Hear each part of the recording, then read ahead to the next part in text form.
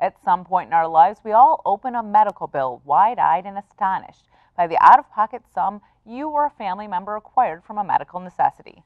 Some of us can pay these bills while others will struggle to find the funds to cover these massive expenses.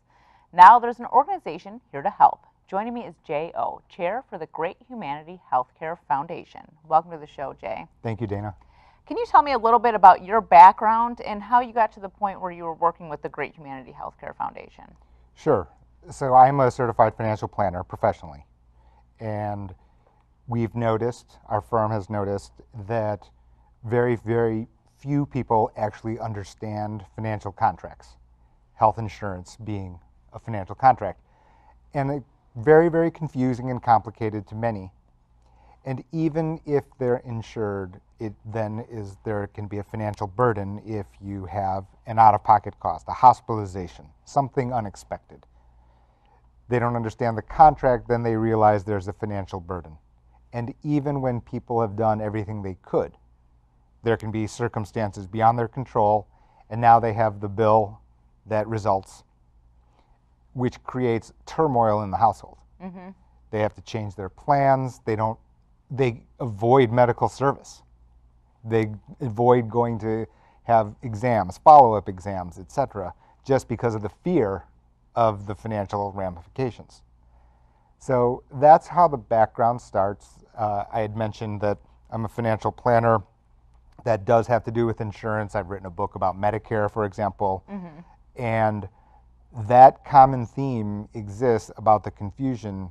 It does not matter education level, it doesn't matter what economic class they are, that confusion is widespread. And from there, the foundation. Well, and I told you, even myself, I've been confused by the medical contract, sure, or the financial contract, sure, as you say. And you just, all of a sudden, you receive this bill and you're like, whoa, that's way more than I was expecting to pay. And how often is it happening that people get these bills and they're just like, well, you know what, I'm not going to the doctor anymore, I'm done? Is that like a large, I mean... It's enormous, and a lot of the reason that we know that this happens is, first, anecdotally, it's clear, right? Mm-hmm. You'll know somebody either firsthand, a friend of a friend, that they get hit by a medical bill that they can't afford to pay. Mm-hmm. But there are studies, surveys, by the think tanks, of which are very, very credible. Something like a third of persons avoid going to have tests, etc., medical service, when it may have been recommended. They just avoid it because of the uncertainty, the financial uncertainty, mm-hmm. the cost uncertainty. And that is a pretty scary number when you think about a third of the persons under 65 avoid having medical tests conducted just based off the fear. Which in turn will likely make you get worse. Exactly. Well, it won't. It certainly doesn't improve the situation. Yes. Let's put it that way. Yeah. I mean, the longer you're waiting, and then at some point you're probably just going to have to go even if you didn't want to. Right. And so you see this, and the United Way, for example, very famous, they have said, a third of American households under 65 at risk for that type of thing, so that if they do go and have this test, that they get a large bill. And even if they are employed, if they have insurance, they're still at risk. Mm-hmm. So that's where, professionally, I devote a lot of time to say, okay, here's how financial contracts work, and here's, based on your resources, what is possible.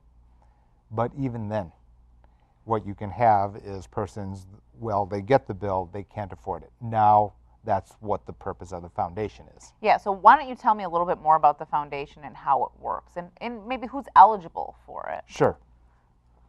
So the foundation is new, and what it will do is it collects funds, and persons will be persons who require financial assistance against medical debt. They'll have to prove that they have health insurance. You have to have health insurance. You have to have health insurance. And that's an important component, because we know that there are many programs that do provide financial assistance.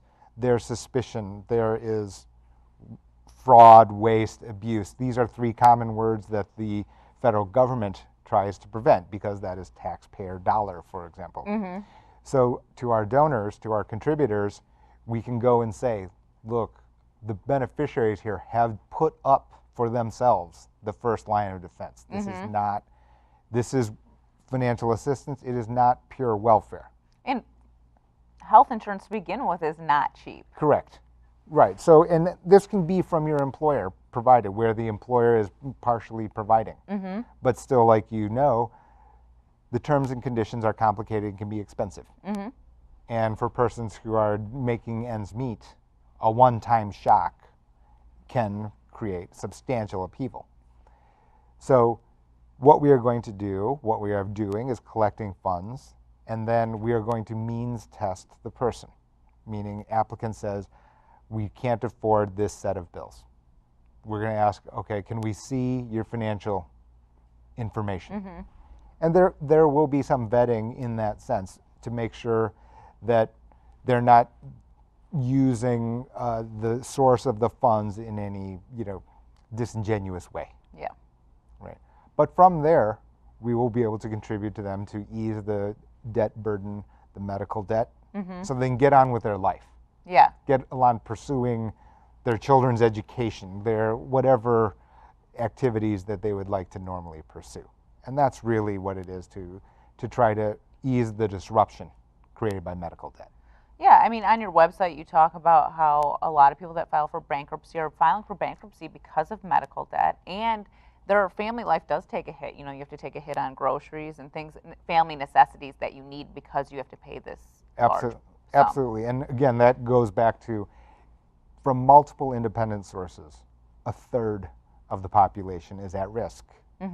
And unlike credit card debt or mortgage debt, medical debt is the #1 cause of household bankruptcy, and that has certainly been eased to some degree because of the Affordable Care Act, because the number of uninsured has declined. Yeah. Nevertheless, what you still have remaining is young family $10,000 deductible.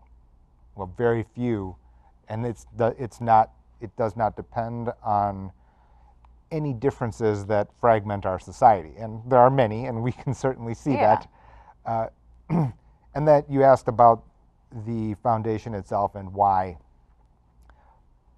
now is a very good time, meaning that I think one thing that we can all agree on is that we don't have a good consensus on government role in the healthcare system, on health insurance markets. Yeah. And it doesn't seem, I'm not optimistic necessarily that we're going to find consensus anytime soon on the government's role. Even if we had agreement, then the question is, how are we going to pay for it? Because that is a legislated matter. You've got to vote for taxes and laws. Well, then you have persons who need to be elected on that idea. Exactly. So now you've got a number of different complications. Meanwhile, young family, $10,000 deductible, that continues on. Yeah.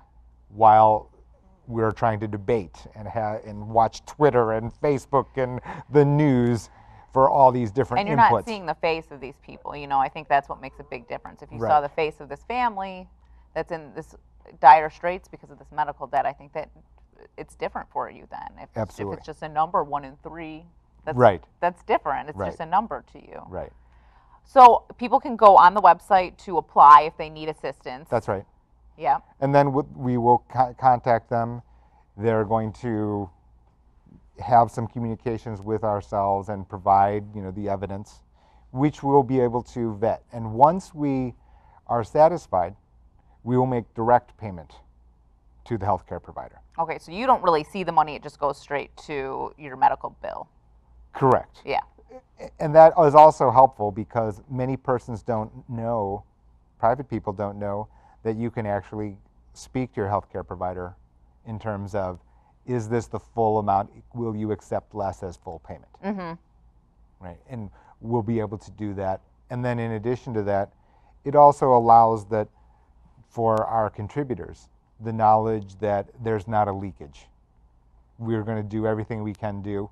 to push down the premium, the amount due. Yeah. The person's going to have insurance.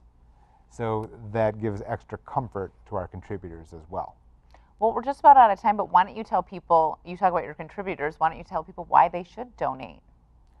Oh, absolutely. I mean, in addition to the individual level, it's every business, and we have a number of business partners where they understand that every local business can be affected. Why? Because they can't go and buy a bicycle, a new bike, from the bike shop. Yeah. And you can't go and eat out at the local diner. Why? Because the persons have to sit at home because they're worried. They're worried about how they're going to pay their medical debt. And to that degree, we've got these great partnerships where the companies understood this and they're making contributions and so the consumers get theirs, meaning a discount, for example, using vouchers. And then the businesses themselves are therefore then contributing. And we thank them because they understand, they can see clearly and understand that their own businesses, suffer by this fear.